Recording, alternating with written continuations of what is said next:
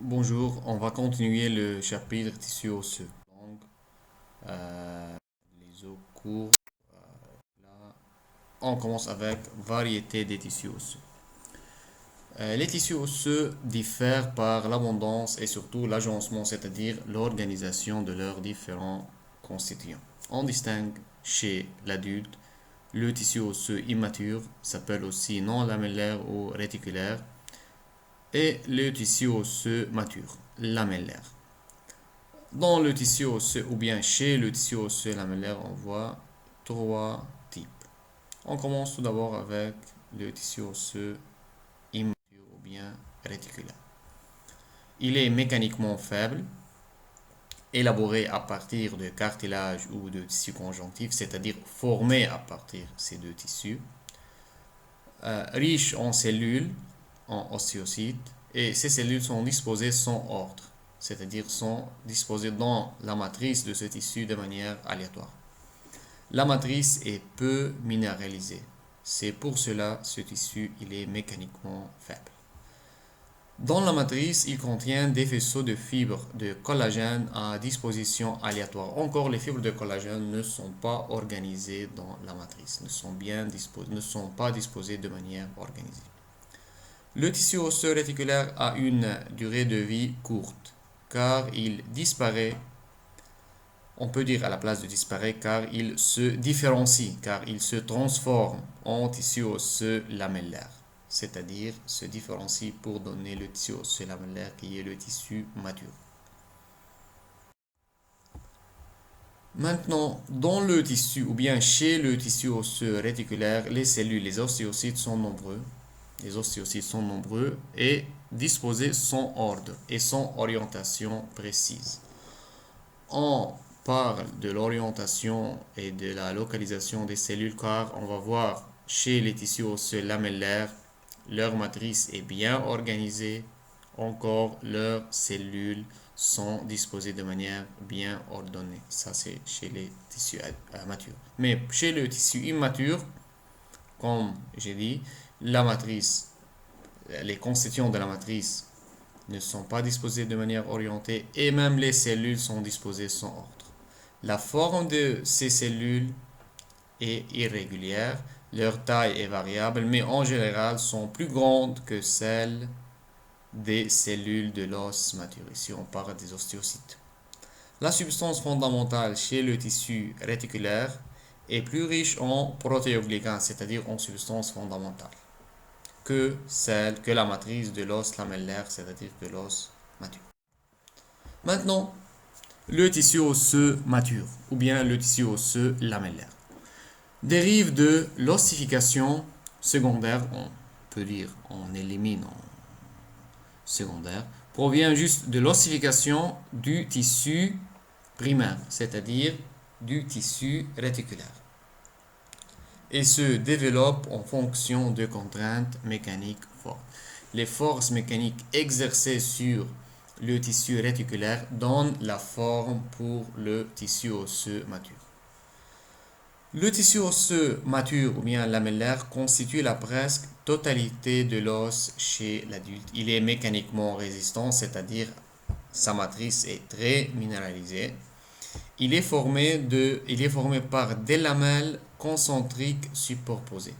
Ici, on parle de la matrice osseuse. La matrice lamellaire, elle est formée par des lamelles concentriques superposées. Concentriques, c'est-à-dire les lamelles ont le même centre, entourent le même centre. Et dans chaque lamelle, les fibres de collagène sont fines. J'ai dit avant que les lamelles, c'est la matrice osseuse. Les fibres, c'est la partie organique de la matrice. Les fibres de collagène sont fines et dans la lamelle sont orientées de façon homogène, c'est-à-dire toutes les fibres dans une lamelle sont orientées et sont parallèles. Mais chez deux lamelles, les fibres de la première lamelle n'ont pas la même orientation des fibres que les fibres de la deuxième lamelle.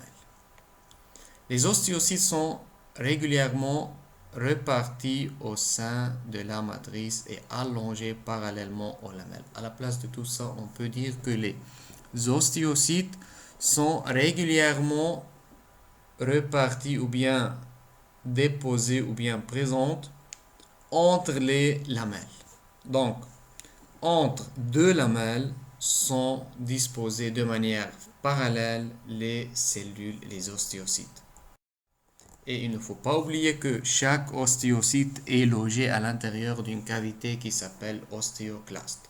Maintenant, les différents types d'os lamellaires.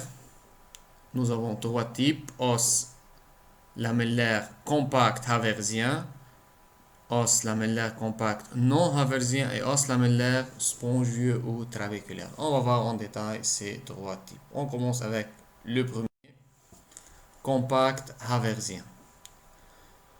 Constitue la majeure partie de la diaphyse des os longs. C'est quoi la diaphyse? C'est la partie principale de l'os long. On va voir le schéma plus tard.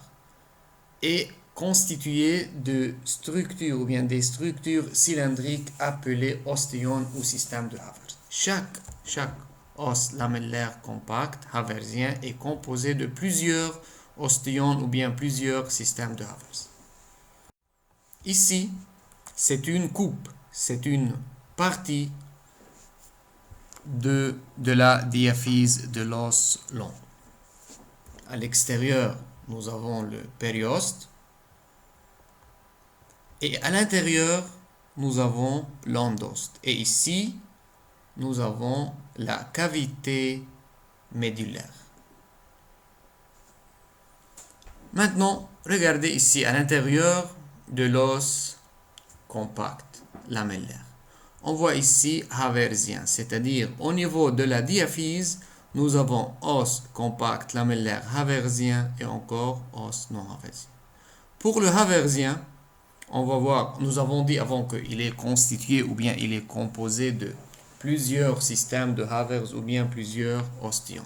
Ici, c'est l'ostéone ou bien le système de Havers. C'est la région ici, ou bien la partie circulaire ici, c'est le système de Havers ou bien ostéone. Comme vous voyez, nous avons plusieurs systèmes de Havers dans cette région. Pour cela, toute cette partie s'appelle os lamellaire compact haversien.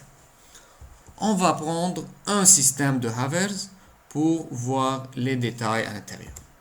Donc, chaque cercle rouge entoure un système de Havers. Chacun de ces systèmes de Havers est composé de 4 à 20 lamelles osseuses concentriques, c'est-à-dire ici 1, 2, 3, 4 lamelles, et chaque lamelle c'est la matrice osseuse. Entre les lamelles, comme vous voyez ici, les ostéoplastes, et à l'intérieur des ostéoplastes se trouvent les ostéocytes. Maintenant, au centre de chaque ostéone ou bien système de Havers, nous avons un canal central qui s'appelle le canal de Havers. Ce canal, ici, ça c'est une coupe ici, montre l'intérieur du canal de Havers. À l'intérieur du canal de Havers, comme vous voyez, nous avons des vaisseaux sanguins, des nerfs non myélinisés, avec tissu conjonctif lâche qui soutient les vaisseaux et les nerfs.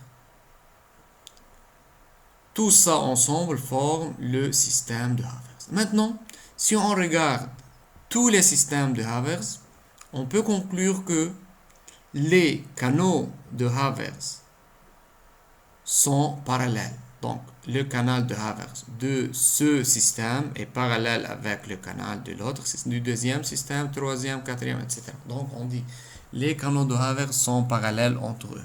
Encore, les canaux de Havers encore sont parallèles avec le canal central de l'os de la diaphyse ou bien sont parallèles avec la cavité médulaire. C'est l'os haversien. Encore, l'os haversien ou bien les systèmes de Havers sont reliés entre eux. Comme vous voyez ici, les systèmes de Haber sont reliés entre eux par l'intermédiaire d'un canal ou bien par l'intermédiaire des canaux obliques ou transversaux qui s'appellent les canaux de Volkmann. Ces canaux relient encore les systèmes de Havers avec la cavité médulaire et encore avec la surface externe de l'os. Ici, les caractéristiques du système de Havers ou bien ostéon. Un ostéon est fait et composé de 4 à 20 lamelles osseuses cylindriques disposées concentriquement autour du canal de Havers.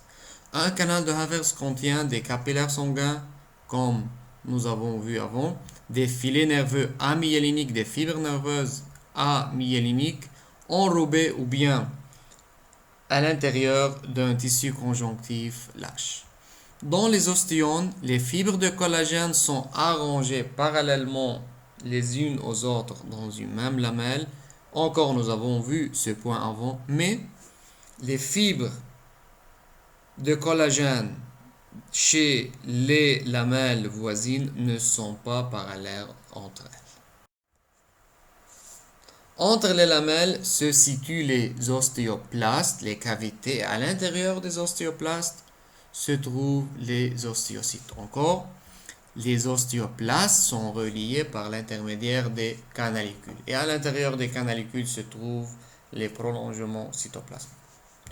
Les ostéons sont disposés parallèlement les uns aux autres et parallèlement au grand axe de la diaphyse, c'est-à-dire parallèlement avec le canal médulaire ou bien avec la cavité médulaire. Les systèmes de Havers sont reliés entre eux et reliés avec la cavité médulaire, encore avec la surface de l'os, par les canaux transversaux ou bien obliques, les canaux de Volkmann.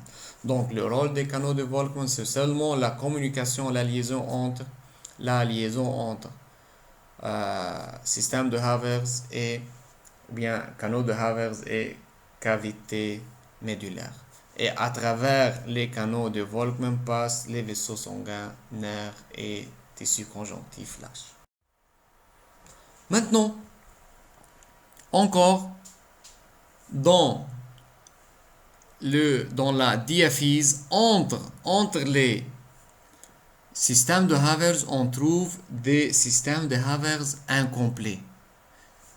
On dit ici vestiges d'ostéones anciens partiellement résorbés, c'est-à-dire ce sont des systèmes de Havers au cours de destruction, mais encore il reste une partie, et constituant l'os lamellaire interstitiel ou bien s'appelle système intermédiaire haversien. Donc sont localisés entre les systèmes de Havers. Sont disposés ça et là parmi les ostéones complets. On va les voir ici. Regardez ici par exemple. Ici, ce sont des anciens systèmes de Havers dégradés, mais partiellement dégradés. Encore ici ou bien là. Encore entre et ici dans cette région. Maintenant, l'os lamellaire compact non haversien. Encore, on continue dans la diaphyse de l'os long. La diaphyse de l'os long est bordée extérieurement et intérieurement par de grandes lamelles osseuses concentriques à la cavité médulaire et qui séparent l'os haversien de l'endoste et du périoste. C'est-à-dire, entre le périoste et l'os haversien, nous avons plusieurs lamelles osseuses qui forment le système ou bien l'os lamellaire non haversien. De la même façon, à l'intérieur, entre l'endoste et l'os haversien, nous avons plusieurs lamelles qui forment l'os lamellaire compact non haversien. Ça s'appelle non haversien car ces deux régions ne possèdent pas des canaux de Havers. Maintenant, la troisième partie ou bien le troisième type de l'os lamellaire, c'est l'os lamellaire trabéculaire ou bien spongieux. Organisé en travée ou bien trabécule. Trabéculaire, c'est-à-dire il est composé, il est organisé ou bien formé des travées. Ici, la couleur blanche, ici, ce sont les trabécules. C'est la partie tissu osseux. Et le vide ici, ce sont des cavités occupées par autre tissu qui est la moelle osseuse rouge. Donc, les travées d'épaisseur variée sont constituées seulement de quelques lamelles osseuses. Et entre ces lamelles se trouvent les ostéoplastes. À l'intérieur des ostéoplastes, bien sûr, se trouvent les ostéocytes. Maintenant, à la surface externe de ces travées, bien sûr, se trouvent les ostéoblastes, les cellules bordantes, les cellules ostéoclastes. Même chez l'os lamellaire compact, avant os lamellaire haversien ou non haversien, la surface externe ou bien la surface interne, toutes les surfaces sont occupées par les ostéoblastes, cellules bordantes et ostéoclastes. L'intérieur de la matrice est occupé uniquement par les ostéocytes. Dans chaque lamelle, les fibres de collagène, on répète la même caractéristique, les fibres de collagène ont la même orientation, mais dans deux lamelles différentes, les fibres n'ont pas la même orientation. Encore, on y trouve des ostéoplastes et à l'intérieur, on trouve les ostéocytes. Encore, l'os spongieux, les cavités, c'est-à-dire le vide à l'intérieur de l'os spongieux, de taille et de forme irrégulière, sont communicantes entre elles et occupées par la moelle osseuse rouge.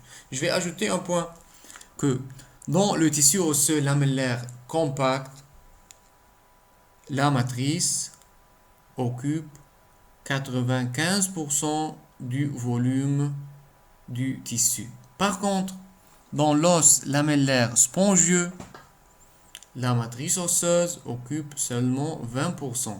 Et le 80% est occupé par la moelle osseuse rouge, c'est-à-dire ce sont les vides, les cavités.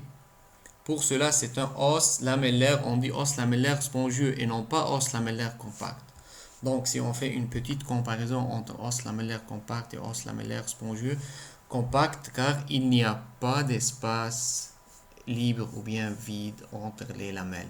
Et la majorité du tissu occupé par la matrice osseuse. Par contre, pour l'os spongieux, 20% seulement du volume du tissu occupé par la matrice par le tissu osseux et les 80% restants sont occupés par autre tissu qui est la moelle osseuse rouge ou bien s'appelle le tissu hématopoïétique. Maintenant, l'os lamellaire spongieux se trouve, entre dans la constitution des épiphyses et des métaphyses des os longs et du diploïde des os plats et des os courts. Nous n'avons pas encore parlé de ces régions os long, os court ou bien os plat. On va voir un schéma à la fin pour vite fait, pour brièvement les décrire. Mais je vais dire que au niveau de l'os long, les deux extrémités de l'os long, c'est-à-dire les deux têtes de l'os long s'appellent épiphyse. Et l'épiphyse est occupée par le tissu osseux spongieux. À l'intérieur se trouve la moelle osseuse rouge. Même entre la tête, entre épiphyse et diaphyse, se trouve une petite région qui s'appelle la métaphyse, encore occupée par os spongieux. Encore, os spongieux se trouve dans l'os plat et os court. Donc, dans notre organisme, où se trouve l'os spongieux, au niveau des épiphyses, des métaphyses, os plat et os court. Et à l'intérieur de l'os spongieux se trouve la moelle osseuse rouge. Ici, c'est la diaphyse. Ici, c'est un os long. C'est la diaphyse, la partie centrale, la partie principale de l'os qui est occupée par os lamellaire compact haversien et non haversien. Au centre, nous avons la cavité médulaire. En haut, on voit ici la tête de l'os ou bien épiphyse. C'est un os spongieux. entre diaphyse et épiphyse, une région qui s'appelle métaphyse, occupée encore par os spongieux. Pareil de l'autre côté, nous avons la tête de l'os épiphyse avec métaphyse. Ici, c'est l'os plat. Le centre de l'os plat ici est occupé par l'os spongieux, mais la périphérie est occupée par l'os compact. C'est pareil pour tous les tissus osseux spongieux. Même ici, si on regarde en détail, on voit que la périphérie, le bord de l'os spongieux, est un os compact. Cette caractéristique, c'est pour la protection de l'intérieur, pour protéger l'os spongieux. Et tous les tissus osseux sont enveloppés par un périoste. L'os court, os long, os plat, sauf ici, dans cette région. En bleu, ici, c'est le cartilage articulaire. Entre le cartilage articulaire et la tête de l'os, ici, il n'y a pas un périoste. C'est-à-dire le cartilage repose directement sur l'os. Maintenant, la dernière partie de ce chapitre, juste les définitions. On va juste définir l'ostéogenèse ou bien la croissance du tissu osseux. L'ostéogenèse, on divise l'ostéogenèse en deux parties, ossification primaire et ossification secondaire. Ossification primaire, une partie se déroule avant la naissance. C'est la formation initiale, c'est-à-dire c'est l'apparition du tissu osseux chez le fœtus.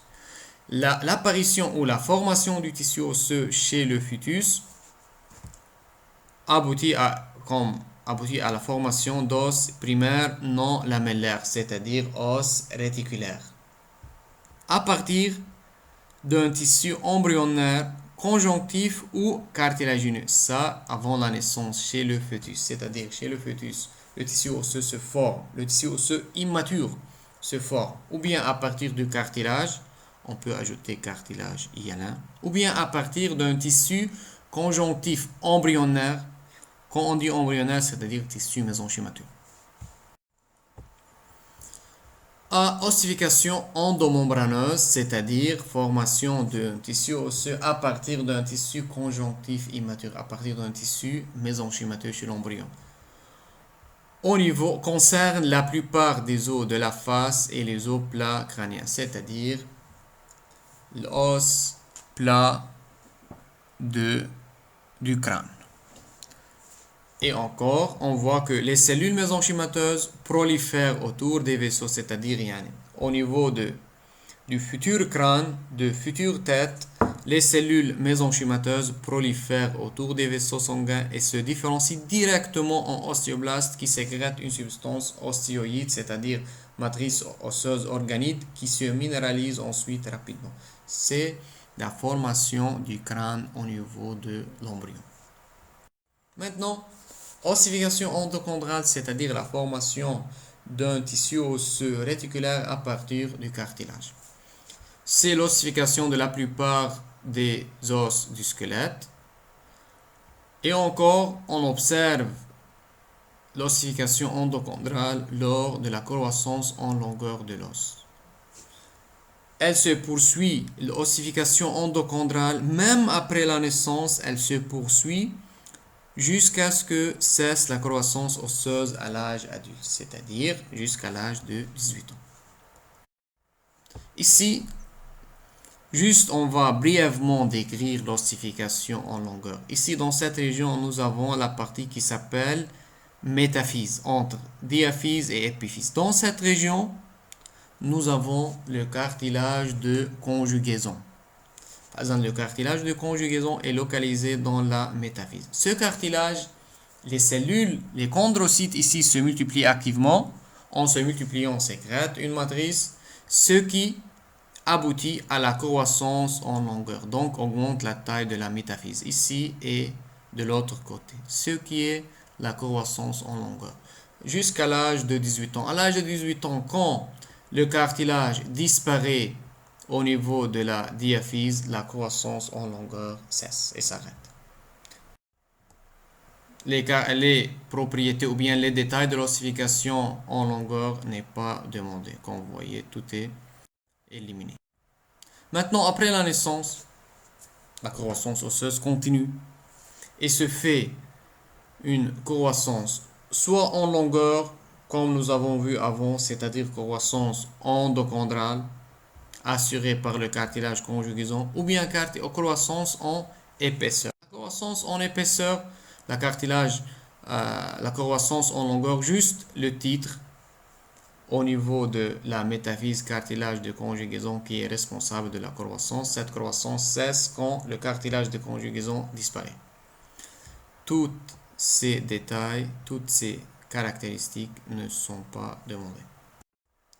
Maintenant, la croissance en épaisseur, c'est-à-dire comment on fait une croissance à l'extérieur, à la surface externe de l'os. Au niveau, par exemple, au niveau de la diaphyse, par apposition périphérique successive de nouvelles couches provenant de l'activité du périoste, la couche ostéogène. Croissance épaisseur, on peut ajouter directement, on peut mettre ici croissance périostique, c'est-à-dire elle est assurée par la couche interne du périoste qui contient des cellules mésenchymateuses. Les cellules mésenchymateuses se différencient en ostéoblastes qui se mettent à la surface de la matrice, à la surface du tissu osseux. Les ostéoblastes commencent la synthèse de la matrice osseuse organique, ensuite se minéralise, cette matrice se minéralise et ajoute des nouvelles lamelles à la surface externe. Ici, on met que au début, le tissu osseux est de nature spongieuse, mais durant le remaniement, il se transforme en os compact. Le remaniement, est dû aux forces, plusieurs forces et plusieurs contraintes physiques qui sont appliquées à ce tissu qui transforme la matrice en lamellaire compact. Maintenant, la dernière partie, c'est l'ossification secondaire. Tout simplement, ossification secondaire, c'est-à-dire formation d'un tissu osseux ou bien l'obtention d'un tissu osseux à partir d'un autre tissu osseux préexistant. C'est la maturation osseuse qui s'achève à la fin de puberté, remplacement du tissu osseux élaboré au cours de l'ossification primaire par un nouveau tissu osseux. Donc, nous avons vu avant ossification primaire, c'était la formation ou bien l'apparition d'un tissu osseux à partir d'un tissu cartilagineux ou bien à partir d'un tissu conjonctif, c'est-à-dire c'était tissu mésenchymateux au niveau du crâne. Mais ici, ossification secondaire, c'est-à-dire l'apparition d'un tissu osseux à partir d'un tissu osseux préexistant qui est le tissu osseux réticulaire. Tout simplement, on peut dire tissu osseux réticulaire se différencie en tissu osseux lamellaire. C'est ossification secondaire. Ossification secondaire, renouvellement osseux, durée de vie des ostéones est de quelques mois, c'est-à-dire toujours le tissu osseux, c'est un tissu vivant et en perpétuel remaniement. Toujours il y a un remplacement de la matrice osseuse, même des cellules. Elle s'allonge chez les sujets adultes, c'est-à-dire la durée de vie des ostéones s'allonge chez les sujets adultes. La minéralisation de la matrice est progressive, les ostéones les plus jeunes étant peu minéralisés. Nous avons vu tous ces détails avant.